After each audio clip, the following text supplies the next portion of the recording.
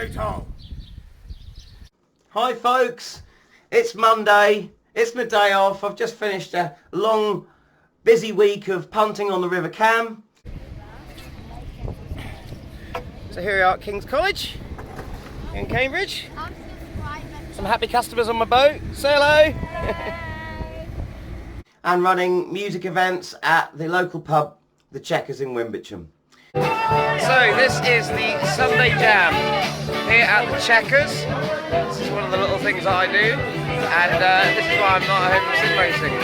All these sim racing guys out there.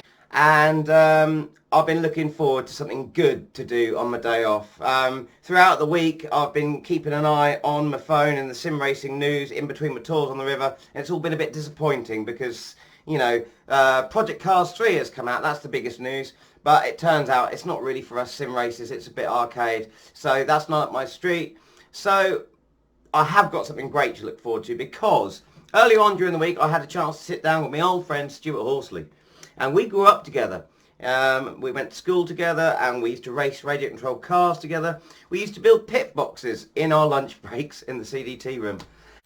This is the old radio controlled car pit box I built with me mate. He built one as well. It's now filled with lots of bags of electrical gubbins. And he's been following my channel, and it turns out he told me he's loved the videos, and he really liked the last two NASCAR videos using Rfactor 2. In fact, it has inspired him to get a PC and start sim racing. Isn't that great? He's never had a PC. He's an Xbox kind of man. Likes Forza Motorsport, that kind of thing. Now he's decided he's going to buy him a PC later on during the year. I'm going to go around, help him set up a sim rig, and he's going to get online with us all. So that's fantastic. He said to me, have you got Laguna Seca? Really like Laguna Seca. And I thought to myself, well, I can think of a very nice laser scan version of Laguna Seca in Rfactor 2. What kind of cars do you like, or would you like to see there? And he said, well, Indycar. So I thought, great. Laser scan version of Laguna Seca, the Dallara DW12, and we're on for a race. So we're going to go to the gem of Monterey County, Laguna Seca, and we're going to go Indycar racing. Stuart, mate, this one's for you. So here is our track. Now, there is no official Laguna Seca from the makers of the simulation, Studio 397. I'm sure we'd all love it if they decided to go out there, laser scan the track, and pop it in the game as DLC content. I'd buy that in a heartbeat. But luckily, for the moment, we have this version from the talents of Andrea 1968, and it is a laser scan conversion. It feels great. Mark Pierce, who I've raced with a few times online, is responsible for the AIW files. So Mark, if you're watching, if I get any jip from the AI, I'm going to whinge at you, mate. He'll get the reference, don't worry. Our car is a Dallara DW12 Indycar. Now, this car has up to 750 brake horsepower on tap. And that's in something that weighs about as much as a Caterham due to all the carbon fibre. The body is carbon fibre, the brakes are carbon fibre, and very responsive they are too. Even the clutch is carbon fibre. So it comes in two different configurations, which can be found from the tuning menu down here. You've got a V6 twin turbocharged Chevrolet engine or the Honda engine. We're going with the Chevrolet engine for this race. Our settings are going to be nice and sunny. I'd expect it to be nice and sunny out in California. And our flag rules are going to be set to black only, so we don't get any pesky full course yellows. Our fuel usage, tyre wear, all of that is at normal. And we're going to have a grid of 24 cars, which is the grid spots available on this version of the track. So 23 AI drivers and me. Our damage is going to be set to 100%. I always like to race with 100% damage, so there is real risk in this race. We don't want to be dinging our car. AI strength is set to 90%. Now, at 100%, the AI in this car are doing about, well, they're doing lap times of about 110. Or low 110s, which is what I'm able to achieve in this car around the track. So I've lowered that by 10% to account for the fact that I'm commentating. So I need at least 10% of my brain to cope with that. The AI aggression is set down at 50 because the AI for these cars is quite feisty. So I've lowered it down to 50%, and they're still pretty aggressive at that level. They will go for any gap they see, and they will defend as well. AI limiter is set at 0%, so that will let them race to the best of their ability. All of the cars are going to be in the Chevrolet configuration.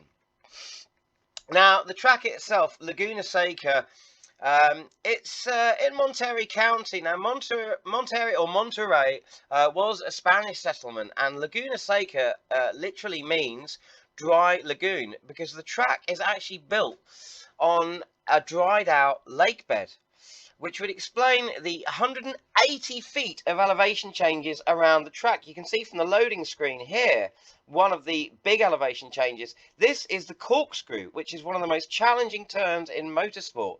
And that is an 18-meter drop just by itself. It's a sharp left-right hand chicane down the hill. It really is a challenge. The track is about 2¼ miles long.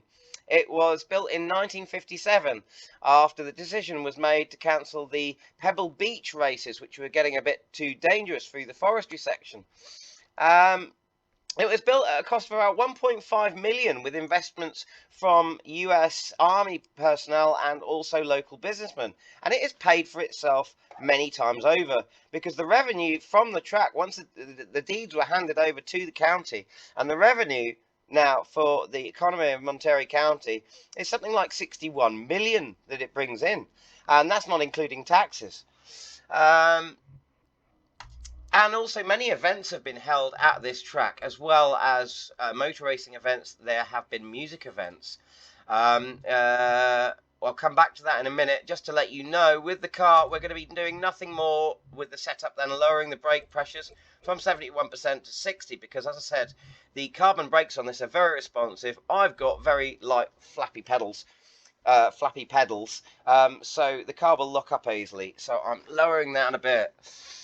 So let's get out and have a look at the track. As I said, music events have been held here. The Grateful Dead have played here. Bob Dylan's played here. And also Four Non Blondes in the 90s, who do a great song called What's Up. I play it a lot at my music events. Now you'll see the Mazda Raceway and WeatherTech sponsorship signs there. They're two of the corporate sponsors who have helped bring in some of that revenue to the track. We've got a 6-speed box, and we've got pretty big mirrors on this car, so we're not using any virtual mirrors. Our first turn, you're going to be coming into this turn at about 170 miles an hour, then hard on the brakes for the Andretti hairpin here. It's a double apexed hairpin, very challenging, right at the bottom of the hill, named after the F1 driver Mario Andretti. It is then followed by these two turns, which are relatively flat. This one here can be taken in 4th gear, and there's not a lot of flat turns on this track due to all of the elevation changes. And the dry lake bed that it's built on. You get these wonderful cambered corners here, which are, most of the corners have camber and elevation changes. Off camber, on camber, it's got everything. And then you're dabbing the brakes here for the left-hander into the Rahal straight up the hill here. This was named after 4-time champ car driver Bobby Rahal. And at the top you have your braking at the crest. You've got a blind crest just before the very famous corkscrew here.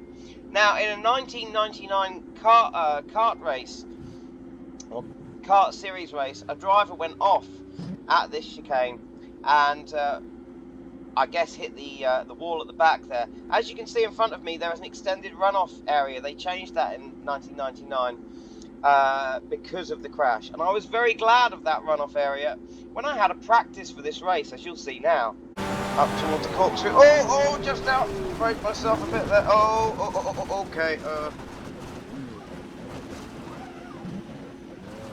Okay, thank God for the runoff. So glad that's there. Also, in 1996, Zanardi overtook Brian Herter on the inside of this corner. He came down the inside. Herter was on the outside. He came down on the chicane. It was a bit of a dive, and he went straight to the inside using all of this curb, not really obeying track limits. Came down here to overtake Herta and won the race. Our next corner is one of my favourites. This is Rainy Curve, named after Wayne Rainey, the 500cc motorcycle champion. And as you can see, it dips down. You've got an elevation change with a bit of camber on the outside. Then the camber changes, you get another crest, and then you're kind of off camber on the outside of the corner. It's almost a double apex corner, very challenging. I love that corner. Then you've got this banked downhill right-hander before you get to the last relatively flat corner of the track, which you want to be taking at about second gear. Dropping down into first in these cars for that corner is not really ideal, because as soon as you plant into the straight, you're going to be doing donuts, or at least I am, because I haven't got the delicacy in my right foot to control that throttle. So you're hitting about 170 at the end of this straight. So that's our track. So let's go back to the pits and let's set up the race. So I'm very excited about this. Stuart, thank you very much. You've given me a great challenge here. Please ignore these lap times that you're seeing in front of you, because I have gone straight to finish session. So it's estimated the laps or the times the cars will take. Really, it's best to let them run a full qualifying session. But for the purposes of this video, we're going to go straight to the race. So as we're waiting for it to change over, let's just check. Yeah, we've got everything set as we like it. We've got our mirrors. Right, I am a bit nervous about this, guys. Here we go for 10 laps of this absolutely wonderful track. This one's for you, Stuart. You'll see the drivers' names down in my bottom right hand corner in yellow and green, so you can see who's in front and behind of us. And talking of green, we are green. Bit of wheel spin off the line. We've got Rachel and Alesh in front of us. Cars are already at 2 and 3 wide as we approach the Andretti hairpin. Taking a place on the inside. Can we keep it? Oh, just touching the sausage curb. You want to be careful of those. Hit them at high speed, you're going to be launched up in the air like a kite. Around our relatively flat corner. Let's try and stay in the slipstream with these cars. Staying in 4th gear and planting it on the approach to our bank left-hander. Braking quite early for it so we can get on the inside, try and use that curb on the inside and all of the curb on the outside. As we approach to a halt, straight dab on the brakes, and oh, trouble! That was Alesh, I think, in the white span on the outside of the corner to the Rahal straight, making hard now for the corkscrew. Staying in 2nd gear, not being tempted to smash the throttle through there, because with the camber in that corner and the huge drop, you can easily loosen up the back end and end up facing the wrong direction. Can we make it on the inside of this corner, staying in 2nd gear? Oh, we're being squeezed tight. Right, Al Bani on the outside. No, we've lost a lot of time there. This track is in many racing games, by the way, console and PC, and Jeremy Clarkson from Top Gear actually decided to do a whole episode about the comparison of driving around this track in Gran Turismo in a Honda NSX. He achieved a time of 1 minute 41 in the game. Then in the episode he went to the track in real life in a real Honda NSX, tried to smash that, tried to see if he could match that time, and well, he was off it by about 16 seconds. Both him and the racing driver who was helping him train both agreed that it could be done in real life if it was a driver with some actual talent and no fear. So, catching up to the back of the pack again, diving down, corkscrew there, round Rainy curve, and we try and duck down the inside here. Oh, tight! Just missing the sausage curve there. I think we caught it a little bit, but we didn't get through on the inside. Can we, take advantage of just dropping down into first there? try and keep the acceleration up. I don't want to do that usually, but thought we might be able to take advantage of the little battle that Albany and Jardine were having in front of us there. But we've not made it. Going a bit wide around the Andretti hairpin here. Third gear for this corner. Fourth gear for the next. I'm going to drop down to the third. Oh, I was going to try and get past Jardine in front of us, but couldn't do it. How can we do here? Still behind Jardine. I want to gain a place now. Come on, dab of the brakes. Use the curb on the inside. All the curb on the outside. Car off there. I think that was Chris in red. Dabbing the brakes before we come down. The corkscrew. The AI provided me with a real challenge here. So Mark, cheers for doing the files. Won't be whinging at you. They're doing well. Now, oh, I was going to have a dive up the inside. But Albany, he just blocked me. That's really put some space in between me and him. There's a hard gap now. Late on the brakes as late as I can. Turning in hard. Try and make up that space. Oh, bit of a wiggle from the back end. Can we catch him? Oh! Gonna drop down to the third. We're going for it. Oh, he's just got the legs. He's putting up a really good fight.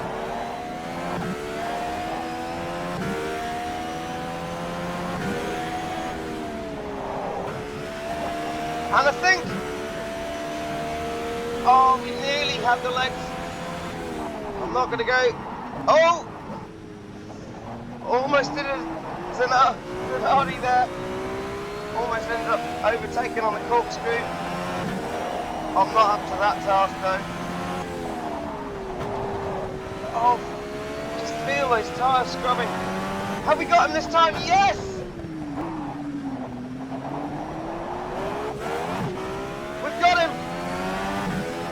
We're taking Jardine. It wasn't Albany, it was Jardine.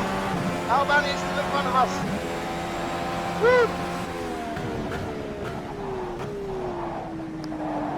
Now the steering on this car is quite light. That's until it starts loading up with downforce at high speed. And this is one of the older cars in Rfactor. I think it's probably on one of the older tyre models, but I'm not sure, I haven't checked. But it feels good. I'm getting all the information I need through the wonderful force feedback Rfactor 2 generally has. Industry leading force feedback. I can feel what's going on with the back end and the front end. When I'm losing grip, it's great to drive these things on the edge. And the acceleration is monstrous. There's a yellow flag. I'm not quite sure what's happened. Slowed down a bit there because I was expecting to see. Oh! The red car on the outside there's lost a wing. That might be due to a little problem with that curve. On the outside of Rainy Curve there seems to be some sort of invisible obstacle, which if you hit it just right will take off. Oh, sliding on the back end because I was in first. It will take off your front wing. One little bug with this track that needs to be solved. Other than that, it's great.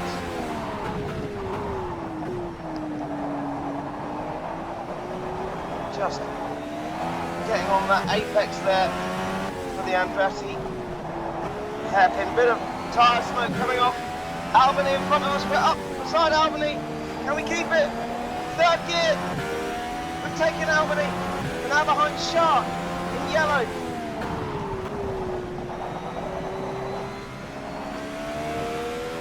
Oh, we could have taken him there, but he stayed in our way.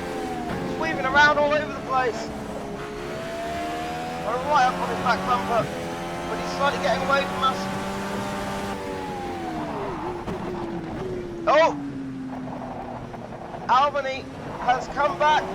He's overtaken us on the inside. He's done a Zanardi and overtaken us on the corkscrew. Amazing.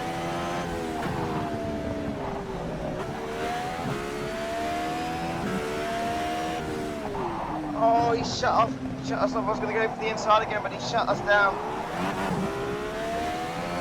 Gotta be so careful if you drop down the first like I did there on that corner. You're going to end up doing donuts. We're in 20th position out, 24. Oh! Jordan has made a dive for the inside. I've had to stay wide. He's really going for it. He's still there. He's gone past. Well, mate, well done on the AI. They're fantastic. Oh! I'm going to touch Milesh behind us. He was having a look down the inside. Just touched my right rear.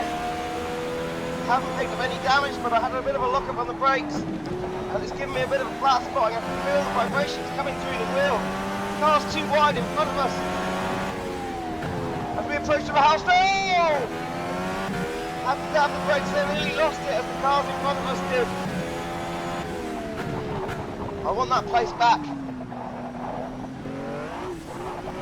Getting all the curb on the inside, the corkscrew there.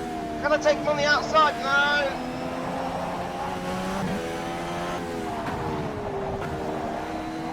Yes! We've got past Alesh. He's still there. Oh, car's locking up. Oh! Three wide. And I'm totally flopped up my gears. Three wide down that tight little corner, and now I've got really bad flat spot in the wheel.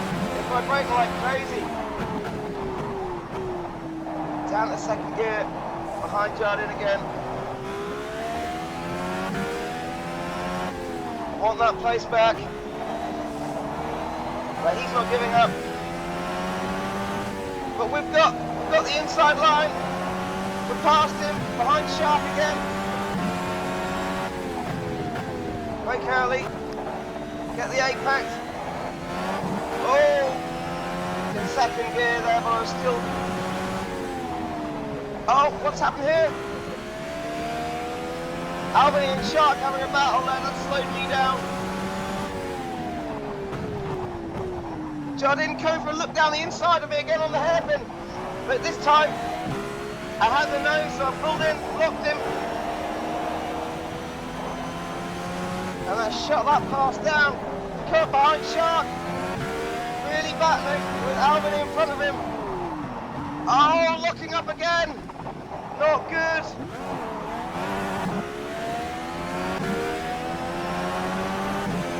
Racing at this track is fantastic. It's an awesome track. We're catching them on the hairpin, right up beside Albany, who's been taken by Shark.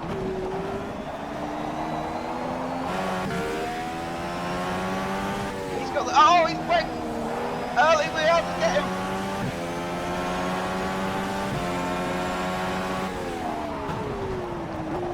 Shark having a bit of a sideways moment there.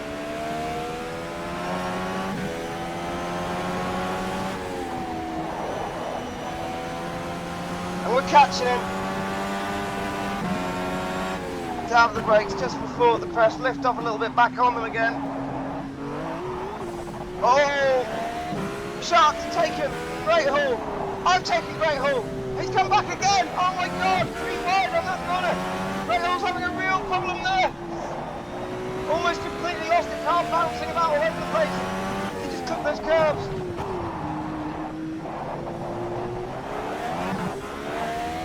Yellow flag. Someone somewhere has had a problem but not for too long. 1 lap to go of this fantastic track. Here at Laguna Seca, the gem of Monterey.